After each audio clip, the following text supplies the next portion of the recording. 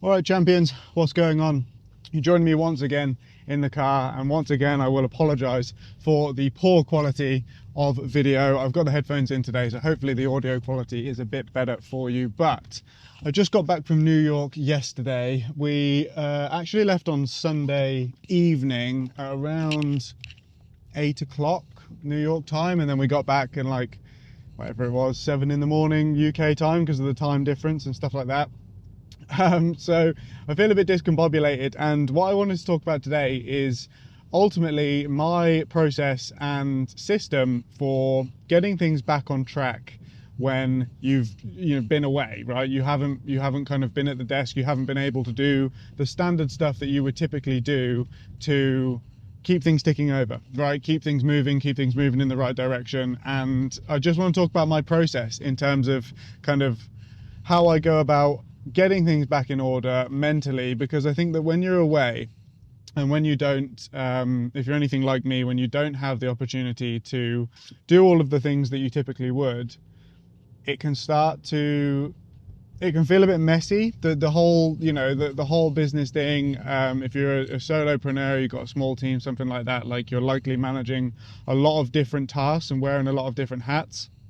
So yeah, basically my whole my heuristics, whatever you want to say, like my system for all of this is jumping back into a pre-established routine that you established when you were kind of in the best version of yourself. So I had a mentor a long time ago. This is when I first set up the business, so probably like 5 years ago.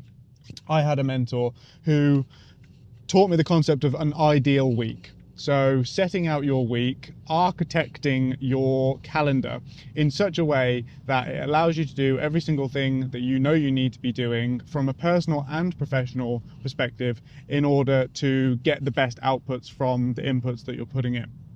Now, I have messed around with this ideal week. If it's the first time you're doing it, and first time you're going through the process of establishing an ideal week, you will not get it right first time. It's important to say that off the bat, right? But I've settled on what I believe is a pretty solid, for me as well, okay, it's important to say there's nuance to all of this, but for me, what I believe to be a pretty solid foundation to build off. Now, my week basically starts, or not my week, but my day, let's say, or my daily routine. And we'll come on to this in a second. But my day pretty much always starts with getting in the gym and taking care of both the physical and mental side of me. Because if you think about the foundation of leverage that we're trying to build here, there isn't anything more high leverage than taking care of yourself both mentally and physically. If you haven't got your health, then that's the foundation in which everything else is built off of, right? So you can't perform at your best if you aren't in the most optimal mental and physical state. And for me, what I find works for that is getting into a solid gym routine, and then also doing some mindset stuff that I take care of most mornings when I'm not out and about. When I'm in the office, I can do kind of the mindset stuff straight away. I will just caveat by saying we're about to go on the motorway right now, so if the audio, I will try and reduce the audio or reduce the background noise as much as I can in post, but things might get a bit weird when we speed up. It's also raining as well, so that's not going to help. But anyway, I always start with the mental and the physical side of things. So I've been to the gym this morning. Even though my body clock's off, I try and wake up at the same time as I typically would. Today was a bit earlier, just like I said, the body clock is a bit off at the moment, but I woke up, I got in the gym as early as I could. I've prepped my lunch for the day, right? Another really important thing is that something that takes like a minute to do, but will save going down to the shop and buying a meal deal or whatever, and we're basically architecting the day, like I just mentioned, in order of what is the most high leverage for you personally and professionally. So I went to the gym. When I get into the office now, I'm going to run through the mindset stuff. I'm basically going to recalibrate in terms of that basically focuses on what I'm doing it for, why I'm doing everything in the first place, where I'm headed, focusing on the goals, focusing on the type of person that I am trying to become, or the type of person that I believe is capable of achieving the things that I want to achieve, right? All of that sort of stuff. It's painting a picture in my mind of why we're doing it, but more importantly, well, no, actually, let's say of where we're going, but more importantly, why we're going there in the first place and why I believe that that's the best path for me, right?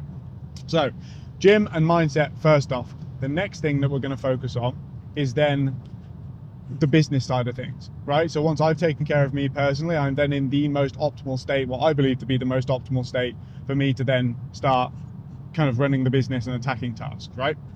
So the next most high leverage thing that I can possibly do in the business is sales, right? Because in terms of an asymmetry, and I will probably make a video on asymmetry in terms of the concept and kind of how it relates to business, but in terms of that, I could spend 15 minutes doing a proposal and then get, I don't know, a 5 to 10K ticket come through. So that's a super, super high leverage thing for me to do. So that'll be the first thing that we focus on. After that, it's then looking at invoices and projects and all of that sort of stuff, because then the next most high leverage thing is actually like once we're focusing on getting agreements of money coming into the business, the next thing is then money coming into the business. So we'll be looking at projects that we've finished off over the past couple of weeks, and the past week whilst I've been away. There's kind of 2 projects that we finished off that need their final invoices sending out. After that, we're then looking at marketing, right? So then it's focusing on the leads that haven't been nurtured since I've been away.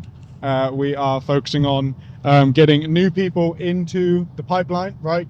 New people into our system, into our inbound system, onto emails, people seeking more information, all of that sort of stuff. You can kind of say that sales and marketing link, but I like to make a distinction between like sales at the point where people are almost ready to buy. So they're asking for quotes, they're asking for proposals, they're talking about next steps, and then marketing where leads are essentially needing a bit more information from me in order to then get into that stage, right? So once we've focused on the marketing, we then move on to operations, which is all of the project stuff. So then I will basically be looking at my warm app or kind of project tracker. If you watch a couple of videos back, I think I mentioned the warm app, you can check it all out. I literally give it to you for free. So if you don't have a productivity system, then get that, because it's the way that I run the business and the way that I've been running the business for like the past year or so. So then we're looking at projects, and I'm looking at projects, I'm looking at what's coming up, I'm looking at what needs to get out the door, all of that sort of stuff.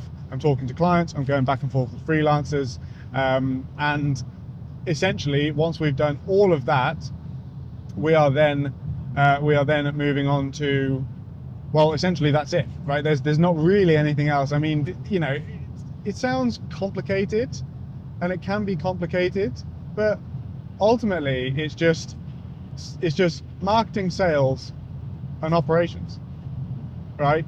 Getting people in and then getting people out, and that's the main thing. I'm also at the moment looking at bigger projects as well. So, you know, we're looking at overhauling the website. We're looking at overhauling the way that we go about doing the marketing. Obviously, it's at the end of 2025 now, moving into 2026. I'm a big New Year's guy, setting the right intentions, going into the new year with a plan, all of that good stuff. So that'll be exciting to focus on as well.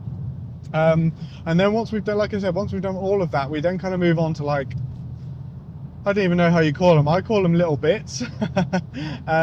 Essentially just like annoying little things that you know you need to do that have to be done by a deadline, that will they're not very high leverage at all, but if you let too many of them stack up, right, I think there's a tendency to get like 20, 30, 40 things on the to-do list of all little bits, right?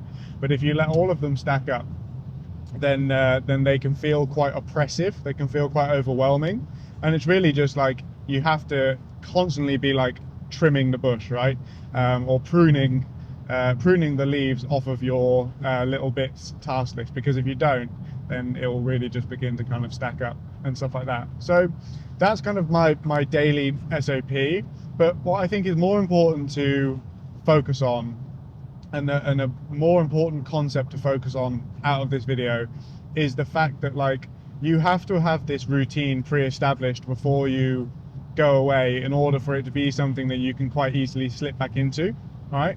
As human beings, we are creatures of habit, and if you are away, or you have gone through a period where you're not in the best mindset, or you're not in the best mental state, and then you try and come back and you try and establish like a brand new routine, it's just not going to work, because I believe there is too much friction associated with new routines and new systems and new habits and new ways of kind of going about things, right? There's too much friction in that process for it to be something that you can immediately slip back into. So what I would say is that you want to be architecting this sort of stuff, and you want to be thinking about it and building those systems and building those habits when you are in a in like a downtime period. So we'll all have downtime periods in business. We're looking at one in January, which I'm very much looking forward to. But I think those are the places and those are the times where you can really begin to kind of, if you want to say lock in, right? It seems to be like a common thing on the internet right now, is like lock in. I don't think it's so much lock in. I think it's just focus and give your energy, give your attention, give all of you to setting up these new things. So yeah, that's pretty much it, guys. That's what I wanted to talk about. I think that it would be very useful for me 2, 3, 4 years ago to watch a video like this and understand the way that I now go about setting out and almost kind of having discipline with the things that I know I need to do. I think that it also really helps that I've seen the positive feedback. I've had a positive feedback loop with the discipline and the habits, which makes it even easier to get back into. Like, if you think about what I've just been through, I've just been to New York for like a week.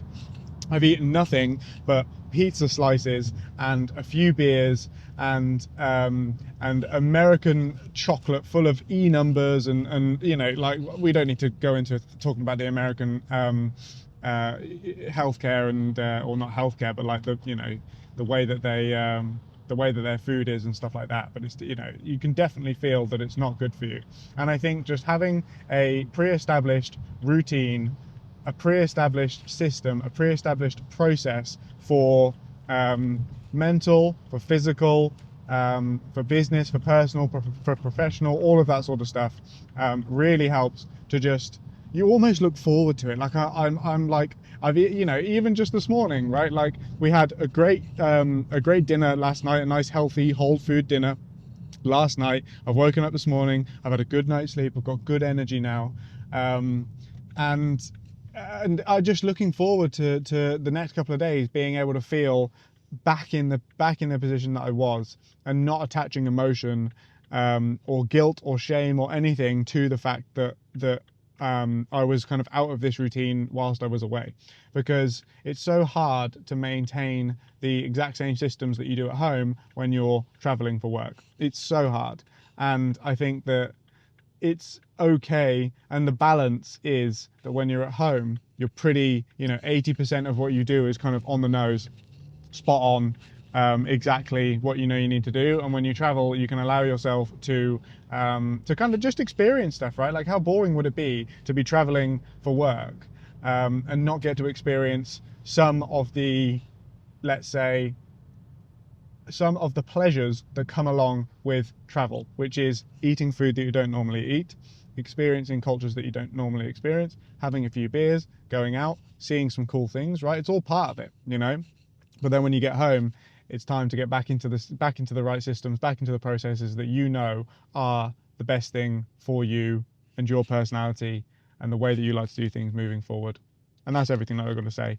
Feel free to check out the rest of the videos on the channel if you're interested in watching me and watching the process of me building a world-class video production company. That is what this is all about: sharing the lessons, sharing the learnings, sharing the mistakes, and the systems and the processes along the way. So if that is your thing and you dig it, and you dig videos like this, which aren't full of like fancy fucking retention editing, and it's just me talking candidly and trying to offer some pieces of advice, then I would encourage you to subscribe, to like the video, to comment down below. If you need anything, just let me know and I will make a video about it, because the feedback that you guys give me is invaluable for me understanding essentially what the audience wants to know.